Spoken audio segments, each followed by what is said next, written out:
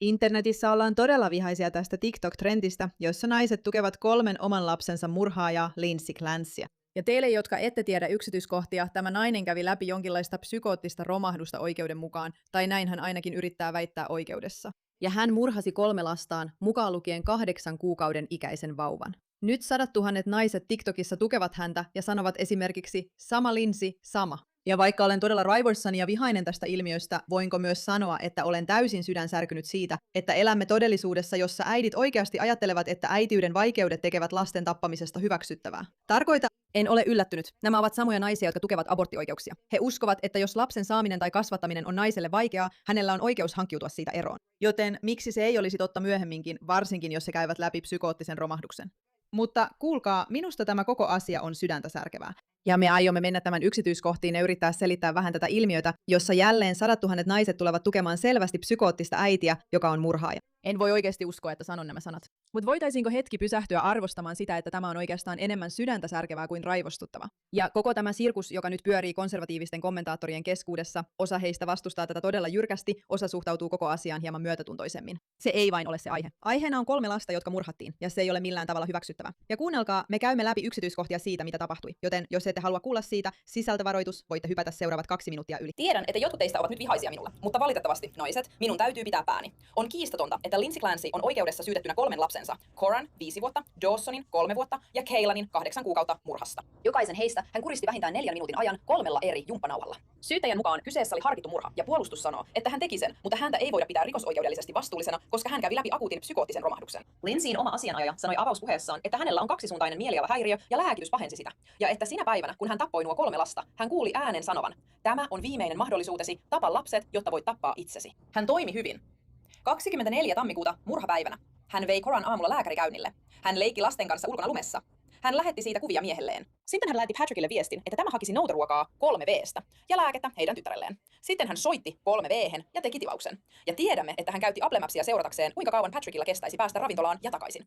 Patch Tarkoitan tämä isäparka. hoiti nämä asiat noin kello 17.15 18.09. Kun hän palasi kotiin, hän löysi vaimonsa makaamasta lumessa, käsivarret ja kaula viillettyinä.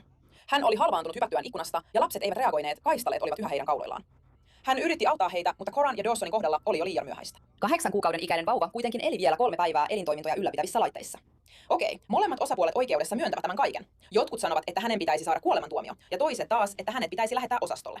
On myös ihmisiä, jotka sanovat, että hänen miehensä teki sen. Ja sitten on niitä, jotka laittavat videoihinsa kuvatekstin Same Lindsay ympäri TikTokia. Siitä on nyt tullut trendi, jossa naiset vihjaavat, että hekin ovat siinä pisteessä, että haluavat kuristaa lapsensa hengiltä. Joo, minusta tuo viimeinen on aika outoa. Minusta se on sydäntä särkevää. Saanko olla rehellinen? Minusta se on sydäntä särkevää. En edes olen vihainen. Olen vihainen yhteiskunnalle, joka on oikeasti aivopessyt nämä naiset niin järjettömiin ideologioihin, että He näkevät lastensa kasvattamisen vaikeudet ja kamppailut asiana, joka saa heidät harkitsemaan vahingoittavansa lapsiaan sen sijaan, että pitäisivät sitä elämänsä suurimpana kunniana. mikä meidän yhteiskunnassamme on mennyt pieleen? Tarkoitan, että nämä naiset ovat sekopäisiä. Nyt leviää todella nopeasti video naisesta, joka polttaa lapsiaan, ymmärrätkö? Polttaa lapsiaan. Tämä äiti Miamissa kaataa kuumaa vahaa taaperonsa käsille ja sytyttää tulipaloja keittiössä videolla, ymmärrätkö? Koska hänellä on mielenterveysongelmia. Ja tarkoitan, mitä? Mitä? Ja nyt sinulla on näitä videoita, joissa synnytyksen jälkeinen raivo vei voiton minusta, joten sinulla on tällaista esittävää, itsekeskeistä, lapsellista paskaa teatraaliselta narsistilta, joka saa kaikki todella vihaisiksi. Kuten Tätä minun täytyy tehdä säädelläkseni tunteitani. Minun täytyy olla väkivaltainen, koska minulla on niin vaikea. olemmeko me oikeasti menneet siihen pisteeseen, siis oikeasti yhteiskunnassa siihen pisteeseen, että naiset eivät pysty säätelemään tunteitaan tarpeeksi kestääkseen sen, että äitiys on vaikeaa ilman, että he nykivät kameran edessä. Hänen täytyy heittää nämä jääpallat raivon vallassa tyydyttääkseen tarpeensa tuhota jotakin. Ja kyllä, se saattaa näyttää hullulta. Se näyttää kyllä hullulta ihan vain sivuhuomautuksena, mutta se auttaa häntä todella paljon. Minä vain. Joskus tulee tällaisia uusia trendejä, eikö? Kuten että heitetään jäätä kylpyammeeseen, jotta et satuttaisi lastasi. Joina päivinä äitinä minun täytyy todella hallita kärsivällisyyttäni. Joten sen sijaan, että alkaisin huutaa taaperoni kanssa, heitän jäitä kylpyammeeseeni. Mielenterveydeltään järkkyneitä. kirjaimellisesti mielenterveydeltään järkyneitä nämä naiset.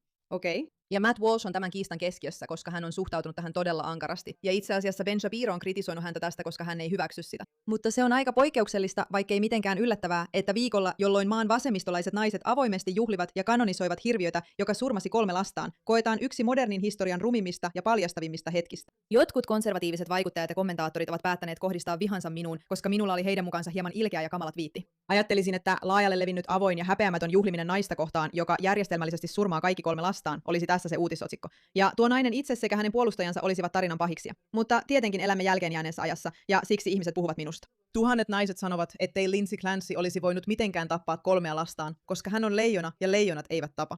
Ja jälleen kerran, sen lisäksi, että tämä Lindsay-juttu on niin sydäntä särkevä, tarkoitan, että nämä idiootit, siis naiset, nämä liberaalit naiset ovat paljastaneet, kuinka typeriä he ovat aivan äärimmäisellä tavalla. Kuuntele tätä.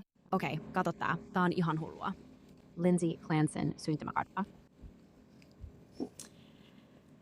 Tämä on niin hullua. Minulla ei ole syntymäaikaa, joten voit oikeastaan jättää huomiotta nousevan merkin, laskevan merkin, IC:n, MC:n, Vertexin.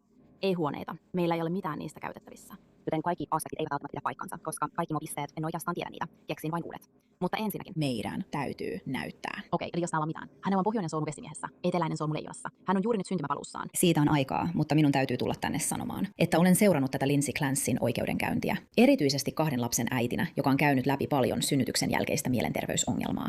Ja tiedätkö, olen vain seurannut heidän kaikkien syntymäkarttoja, syntymäpäiviä ja horoskooppimerkkejä. Hän teki sen. Hän teki sen. Hän teki sen. Hän on kaksosmies. Hänen syntymäpäivänsä on 15. kesäkuuta. Olen kaksosnainen. Minun syntymäpäiväni on 14. kesäkuuta. Annan sinulle toisen esimerkin siitä, millainen kaksosmies on. Myös syntymäpäivä 14. kesäkuuta. Miehet ja naiset ovat erilaisia. Muista se. Älä tuomitse minua. Kiitos. Donald Trump. Voi, joskus ihmettelen, miten voin olla samaa sukupuolta kuin nämä ihmiset. Siis onko minulla sama henkinen kirous kuin näillä naisilla? Tarkoitan, olenko minä? Toivottavasti en. Näen jatkuvasti ihmisten puhuvan Lindsay Clancyn tapauksesta, ja monet konservatiivit kysyvät itseltään, miten olemme yhteiskuntana päätyneet tilanteeseen, jossa suuri määrä naisia puolustaa Lindsay Clancy, joka murhasi 3 lastaan kuristamalla heidät kuoliaaksi. Mikä naisia oikein vaivaa tällä hetkellä? Ja minä kerron teille, miten olemme päätyneet tähän. Se johtuu siitä, että yli 25% amerikkalaisista naisista on tehnyt täsmälleen saman kuin Lindsay. He tekivät täsmälleen saman asian. He murhasivat lapsensa, eikö niin? He murhasivat avuttomat, viattomat lapsensa vain siksi, etteivät halunneet heitä. Lapset olivat tiellä. Ja siksi he tietenkin tuntevat empatiaa häntä kohtaan. Totta kai he yrittävät peitellä omaa syyllisyyttään siitä, mitä ovat tehneet, oikeuttamalla sen, mitä toinen nainen teki, kun hän riisti omien lastensa hengen. Se on luonnollinen tapa yrittää selviytyä synnistä, eikö niin? Jos sinulla on ongelma juomisen kanssa, hakeudut muiden paljon juovien ihmisten seuraan. Jos sinulla on ongelma kiroilun kanssa, hakeudut ihmisten seuraan, jotka kiroilevat paljon. Se on sydäntä särkevää. Hän puhuu selvästi abortista, eikö niin? Mutta jälleen kerran. Se, että nämä naiset tukevat Lindsay Clancyä, keräävät hänelle paljon rahaa ja ylläpitävät jonkinlaista salaliittoteoriaa hänen syyttömyydestään, kertoo 2 asiasta. Ensinnäkin täydellinen aivomätä, jonka progressiiviset naiset ovat kokeneet TikTokista, ja siitä, että he lukevat koko päivän vain roskakirjallisuutta ja true crimea. Syön karkkia. Olen sitä mieltä, että heillä ei ole mitään todellista älyllisyyttä meneillään. Mutta vielä tärkeämpää on, toiseksi, se tekopyhyys ja se, miten selvästi käy ilmi, etteivät he oikeasti halua tasa-arvoa. He haluavat jatkuvasti vaatia naisille erityiskohtelua, esittää naiset uhreina ja päästää heidät kaikesta kuin koira veräjästä. Jeb, jeb, jeb, jeb, jeb, jeb, jeb, jeb, jeb. Siis tämä trendi, jossa naiset ovat... Tämä trendi, jossa naiset laittavat kameran päälle ja näyttävät, kuinka vaikeaa vauvojen kanssa on, ei vain ole minun juttuni tai että ollaan ilkeitä vauvoille. Joku kirjoitti tämän, älä tee näin. Meidän tehtävämme on suojella lapsia, ei tahallaan ärsyttää vauvoja. Vihaan sitä. Vihaan sitä. Lindsay Clancy on todellinen hirviö, joka kuristi 3 lasta kuoliaaksi. Hän ei ansaitse yhtään myötätuntoa keneltäkään. Vain kuolemantuomio riittää. Tämä nainen tappoi lapsensa, mutta sanoo, ettei se ole hänen syytään. Ei ole normaalia ajatella lastensa tappamista. Sama Lindsay-trendi ei ole mikään ylpeyden aihe, vaikka niin luulet. Se on todella häiritsevää. Ja jokaisen äidin, joka julkaisee tällaista, pitäisi joutua tutkittavaksi. Olen samaa mieltä. Olen oikeasti samaa mieltä. Vaimosi ei ehkä pitäisi olla TikTokissa, Alip Talakilta. Ihmisillä on vaikeaa tämän asian kanssa. Annan vielä lisää painoa tälle. TikTok on erityisesti suunniteltu kohdistamaan naisille koukuttavaa, negatiivista, harhaanjohtavaa ja raivostuttavaa sisältöä. Siksi he puolustavat Lindsay Clancy-juttua ja hänet on poistettu. Vaikka siellä on seksuaalisia transnaisia, heidänkään ei ehkä pitäisi olla siellä. Olen kiitollinen siitä, että minulla on tiimi, joka julkaisee podcastini klippejä siellä. Mielestäni on tärkeää esittää vaihtoehtoisia näkemyksiä ja en ole koskaan kirjautunut siihen sovellukseen elämässäni. Hän myöntää murhanneensa 3 lastaan ja silti $767,000 on kerätty. Tim Pool, tämä on seuraava ilmeinen kehitysaskel aborttikeskustelussa. Kanssani. Enemmän teennäisiä Mieleni ei videoita. koskaan sammu. Kuinka vaikeaa on olla äiti? Oikeutta Lindsay Clancylle. Siis katsokaa tätä.